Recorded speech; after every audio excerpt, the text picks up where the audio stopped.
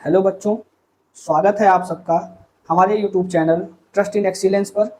बच्चों, आज हम सीखेंगे कि वैद्युत क्षेत्र क्या होता है।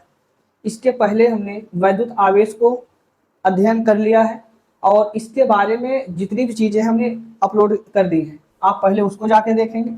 इसके बाद वैद्युत क्षेत्र आप देखिए। वैद्युत क्षेत्र क्या होता है, आइए पहले इसकी परिभाषा लिखते हैं, फिर कॉन्सेप्ट को समझते हैं। तो वैद्युत क्षेत्र की परिभाषा जो है वो यही है कि किसी बिंदु आवेश के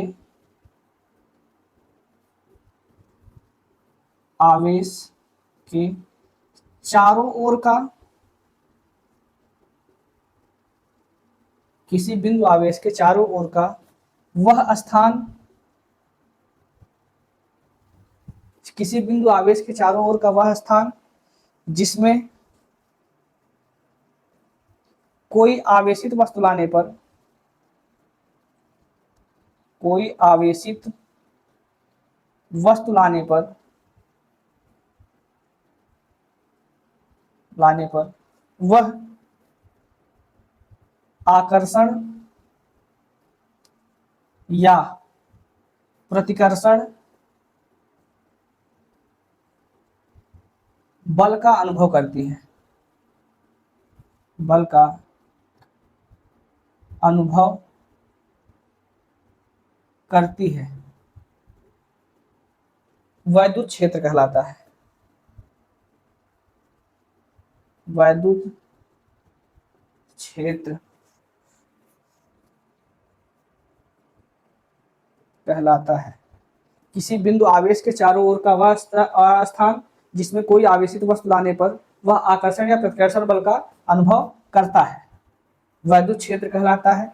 इसे कैपिटल ई से प्रदर्शित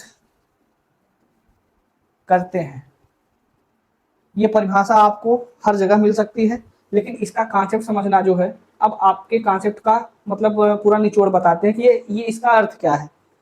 मतलब अगर दोनों भाषा बताएं, एक उदाहरण और दूसरा जो फिजिक्स में है, तो फिजिक्स वाला जो है ये कहता है कि अगर कोई आवेश है, आवेश का एक क्षेत्र होगा और ये आवेश उसी क्षेत्र में काम करेगा।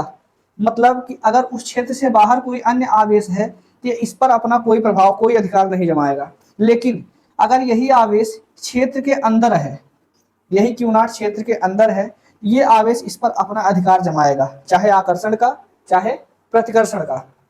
मतलब यही इसका क्षेत्र है। मतलब चारों ओर देख रहे हैं क्रिएट हो रहा है इसका क्षेत्र, तो चारों ओर का वह स्थान जहां तक इसका मतलब प्रभाव हो, जहां तक ये अपने प्रभाव का साझा कर सके, उसी क्षेत्र का नाम है वैद्युत क्षेत्र। ये रही फिजिक्स वाली कॉन्सेप्ट। एक मैं आपको गब्बर सिंह का उदाहरण देता हूँ। जो आपने मूवी देखी है, उस मूवी का एक हिस्सा, इसको मैं आवेश से जोड़ता हूँ। गब्बर के द्वारा अगर आवेश समझना है तो क्या होगा, क्योंकि आपको पता है गब्बर का प्रकोप पूरे रामगढ़ में था। गब्बर पूरे के पूरे रामगढ़ में प्रचलित था। गब्बर के प्रकोप से बच्चे रोना बंद कर देते थे। मैं गब्बर का माहौल बनाता हूँ, गब्बर का एक डर। ये गब्बर जी रहे जिनसे मुझे भी डर है। अब गब्बर का प्रकोप अगर पूरे रामगढ़ में है, तो सीधी सी बात है गब्बर की इजाजत के बिना कोई रामगढ़ में ना तो आ सकता है ना ही जा सकता है।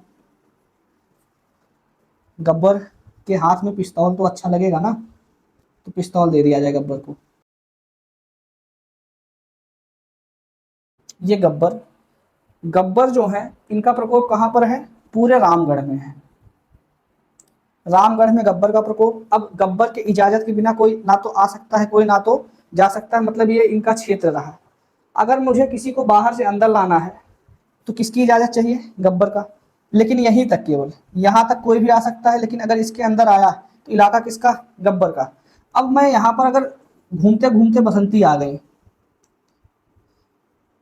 अब बसंती अपने मन से जा सकती है क्या, बसंती अपने मन से जा सकती है गब्बर के प्रकोप से, नहीं। बसंती गब्बर के प्रकोप से अपने आप से बाहर नहीं जा सकती। यही तो गब्बर का प्रकोप है। इतनी बात अगर ना समझ में आए, फिर से रामगढ़ में गब्बर, गब्बर का इलाका, इलाके में बसंती पहुंची। बसंती अब गब्बर के कब्जे में है, क्योंकि क्षेत्र जिसका है वो क्षेत्र किसका है, गब्बर को मैं आवेश का नाम देता हूँ, गब्बर एक प्रकार का आवेश है। इस आवेश का जो क्षेत्र है वो पूरा रामगढ़ है, और रामगढ़ में कोई भी आता है तो इसका या तो उस पर आकर्षण काम करेगा या तो उस पर प्रतिकर्षण काम करेगा। तो चूंकि ये बसंती है तो बसंती के लिए गब्बर का क्या काम करेगा, आकर्षण। क्या काम करेगा, आकर्षण। तो अब हमने कहा कि जिसमें कोई आवेशित वस्तु लाया जाए तो वो आकर्षण या प्रतिकर्षण का अनुभव करे। तो गब्बर जो है वो बसंती पर किसका अनुभव कर रहा है, आकर्षण का। कहां पर, रामगढ़ पहुंचने पर। रामगढ़ के बाहर कर रहा था, नहीं, रामगढ़ के बाहर इनका कोई आकर्षण का केंद्र नहीं था। लेकिन जैसे ही रामगढ़ के अंदर आए, ये अब इसका छिछोरापन चालू, और ये अब इसको कहे इसकी तरफ आकर्षित, और आकर्षित के कारण ही इसने कहा कि बसंती का डांस जरूरी है। अब ये बसंती को क्या करवाएगा, चाहे नचवाए, चाहे गवाए, चाहे कुदाए, चाहे खिलाए। तो सीधी सी बात है कि ये एक क्षेत्र, जिस क्षेत्र में किसी का भी आना जाना केवल गब्बर के हिसाब से है, तो गब्बर का क्षेत्र। ऐसे ही यहाँ पर आवेश है, इस आवेश का एक क्षेत्र होगा, इस क्षेत्र में जिस किसी को आना होगा, मतलब जिस किसी भी आवेश को आना होगा उस पर किसका बल प्रभावी होगा, इस आवेश का। इस आवेश का बल या तो आकर्षित करेगा इसको या फिर प्रतिकर्षित करेगा। उसी को मतलब जितने क्षेत्र तक इसका ये काम करेगा, क्षेत्र जितने क्षेत्र में ये आकर्षण या प्रतिकर्षण का अनुभव करवाएगा, जितने क्षेत्र में ये बसंती को कब्जे में कर सकता है, उसी क्षेत्र का नाम क्या है, वैद्युत क्षेत्र। वैद्युत क्षेत्र अगर समझ में आया। अब वैद्युत क्षेत्र के बाद आपको समझाते हैं इसका फार्मूला क्या है और इसके बारे में कुछ विशेष चीजें क्या है, ये क्या काम कैसे करता है। जैसे अगर मैं इसके फार्मूले से शुरू करूं कि अगर ई बराबर लिखना हो, ई बराबर फार्मूला लिख सकते हैं, एफ चूंकि बल लगता है, किस पर लगता है, आवेश पर लगा रहा है, चाहे आकर्षण लगाए चाहे प्रतिकर्षण लगाए।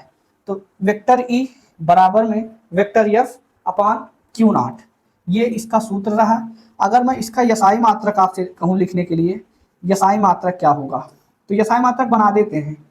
बल की जगह बल का मात्रक होता है न्यूटन।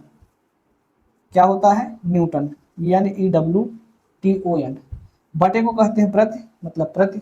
आवेश का मात्रक कूलाम, ये हो गया न्यूटन प्रति कूलाम, या जिसे और कहते हैं, या फिर कर लिख सकते हैं वोल्ट प्रति मीटर, वोल्ट प्रति मीटर। ये हो गया आवेश का सॉरी वैद्युत क्षेत्र का यसाई मात्रक।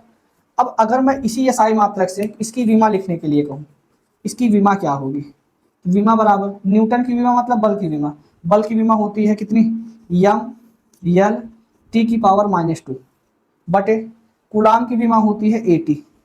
अगर मैं इस अंश और हर को सरल करूं तो सरल करने के बाद, सरल करने का अर्थ है कि जितनी भी हर चीज में है, हर जो होगा अंश में जाके घात ऋणात्मक बनाएगा। तो M अकेला है, L अकेला है, T ऊपर जाके -1 बनेगा पावर में, तो T की पावर -2 पहले है, -1 और गया, -3 बन गया, और A ऊपर जाके इनवर्स मतलब -1 बन गया। तो ये बन गया ML T की पावर -3 A की पावर -1। ये तो रही वैद्युत क्षेत्र की बात, मतलब वैद्युत क्षेत्र क्या है, इसका सूत्र क्या है, इसकी विमा क्या है। लेकिन इसका एक मतलब विशेष चीज जो है जिसे हम नोट के रूप में बताएं, तो अगर कोई पृष्ठ लिया जाए, हमने एक पृष्ठ लिया है, अगर इस पृष्ठ में वैद्युत क्षेत्र प्रवेश करेगा तो कैसे करेगा। ये हमने एक पृष्ठ लिया, अगर इस पृष्ठ में वैद्युत क्षेत्र का, चूंकि हमने कहा गब्बर का क्षेत्र, अगर क्षेत्र वैद्युत का है इसका मतलब वैद्युत को किसी से डर नहीं है, ये सीधा सीधा आएगा और सीधा सीधा जाएगा। मतलब कहें तो लंबवत आएगा और लंबवत जाएगा, लंबवत आएगा और लंबवत जाएगा। तो अगर ये तो हमने आने वाला बनाया, जाने वाला बना दिया जाए तो वही सेम चीज, पृष्ठ है, पृष्ठ पे वैद्युत क्षेत्र, यहाँ पर हमने आने के लिए बनाया है, इसमें जाने के लिए बना दे। तो अगर आप इसका थ्योरी लिखना हो क्या लिखेंगे कि किसी भी पृष्ठ से वैद्युत क्षेत्र रेखाएं, अभी तो रेखाओं की बातें ना करें, केवल वैद्युत क्षेत्र, किसी भी पृष्ठ से वैद्युत क्षेत्र लंबवत गुजरता है और लंबवत ही निकलता है, मतलब लंबवत अंदर जाएगा और लंबवत ही बाहर निकलेगा। ये इसकी एक विशेषता हो गई। अगर मैं दूसरी विशेषता बताऊं कि इसका दूसरा गुणधर्म क्या है, तो दूसरा गुणधर्म ये कहता है कि अगर आवेश प्लस Q है तो इसके साथ क्या घटना घटित होगी, और अगर आवेश -Q है तो इसके साथ क्या हो सकता है। मतलब अगर आवेश वीरू है तो वीरू के लिए तो गब्बर का प्रतिकर्षण काम करेगा, गब्बर उसको बिल्कुल नहीं चाहेगा कि ये सुरक्षित रहे, इसको मारने का प्रयास, धकेलने का प्रयास, कूटने का प्रयास करेगा। तो वीरू के लिए गब्बर को गब्बर किधर भगाएगा? बाहर। वीरू को गब्बर किधर भगाएगा? बाहर। लेकिन अगर बसंती है तो बसंती को गब्बर किधर भगाएगा? तो बसंती को गब्बर अंदर भगाएगा। बसंती को गब्बर अंदर भगाएगा। ये रहा दूसरा नोट।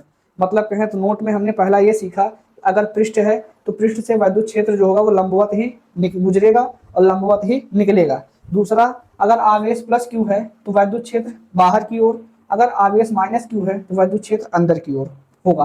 बात समझ में आई? ये विद्युत क्षेत्र का पूरा कॉन्सेप्ट रहा।